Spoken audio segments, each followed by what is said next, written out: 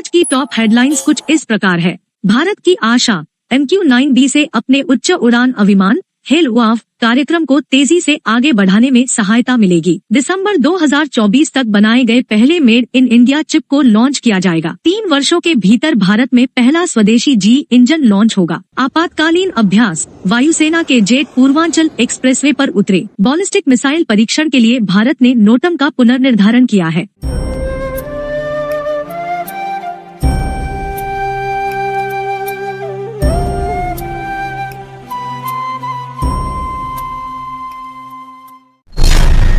भारत की आशा, MQ-9B से अपने उच्च उड़ान अविमान हेल UAV कार्यक्रम को तेजी से आगे बढ़ाने में सहायता मिलेगी। 2 दशकों के बीतने के बावजूद भारत के अनमैन्ड एयर व्हीकल UAV कार्यक्रम का विकास कठिनाइयों से जूझा है। हालांकि हाल के विकास स्थानांतर को दर्शाते हैं कि देश अपनी UAV क्षमताओं में महत्वपूर्ण कदम उठा रहा है। मेल तपस और आर्चरेंजी जैसे कार्यक्रमों के प्रस्तावित किए जाने और high altitude launch endurance hello वर्ग के UAV विकसित करने की योजना के साथ भारत अमेरिकी रक्षा ठेकेदार जनरल एटॉमिक्स के समर्थन से महत्वपूर्ण प्रगति करने के लिए तत्पर है।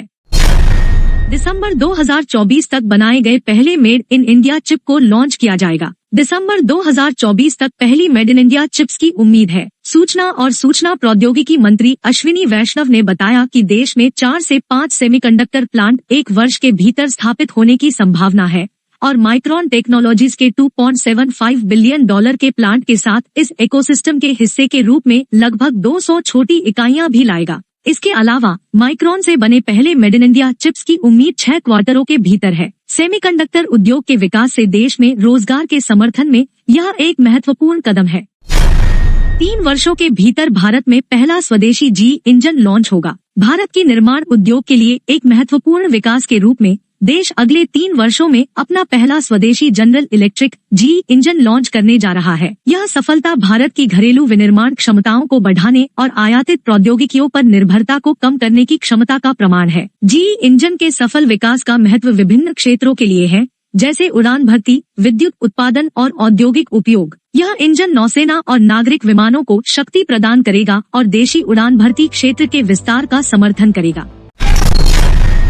आपातकालीन अभ्यास, वायुसेना के जेट पूर्वांचल एक्सप्रेसवे पर उतरे। भारतीय वायुसेना के लड़ाकू जेट और ट्रांसपोर्ट विमानों ने आज पूर्वांचल एक्सप्रेसवे हवाई पट्टी पर आपातकालीन अभ्यास किया। जिला मजिस्ट्रेट सुल्तानपुर जसजीत कौर ने बताया, AKN-32 विमान ने पूर्णतः लैंडिंग की और इस अभ्यास के तहत लगभग 10 जेट और विमानों ने टचएंड कार्रवाई की। यह आपातकालीन अभ्यास वायुसेना द्वारा एक मान्यता प्राप्त एयर स्ट्रिप की गुणवत्ता और मजबूती की जांच के लिए किया जाता है। इस अभियान से भारतीय विमानन क्षेत्र, विद्युत उत्पादन और औद्योगिक अनुप्रयोगों में महत्वपूर्ण प्रभाव होगा।